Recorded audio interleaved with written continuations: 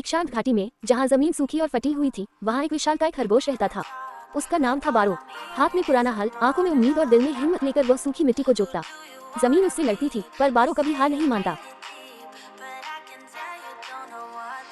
कभी तेज आंधी आ जाती और उसकी मेहनत मिट्टी में मिल जाती। कभी पक्षी उसके बीज चुरा ले जाते, और कभी गांव वाले हंसते हुए कहते, एक खरगोश किसान कैसे बन सकता है। ये बातें बारो के दिल को चुभती थी, लेकिन वह चुप रहता। रात को अपनी छोटी सी झोपड़ी के बाहर बैठकर वह आसमान के तारों को देखता। उसे अपने माता पिता याद आते, जिन्होंने सिखाया था कि मेहनत कभी बेकार नहीं जाती। एक साल भयानक सूखा पड़ा, फसलें सूखने लगी और बारो कमजोर हो गया। फिर भी वह दूर नदी से पानी लाता, बाल्टी दर बाल्टी, कद दर कद। उसका शरीर थक चुका था, लेकिन उसकी आत्मा अब भी मजबूत थी।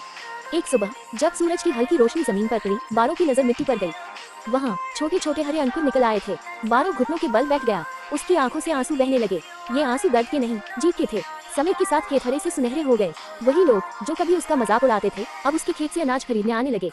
बारो ने किसी से बदला नहीं लिया। उसने भूखों को खाना दिया और जरूरतमंदों को बीज बांटे। संघर्ष ने उसे कड़वा नहीं बनाया, बल्कि महान बना दिया।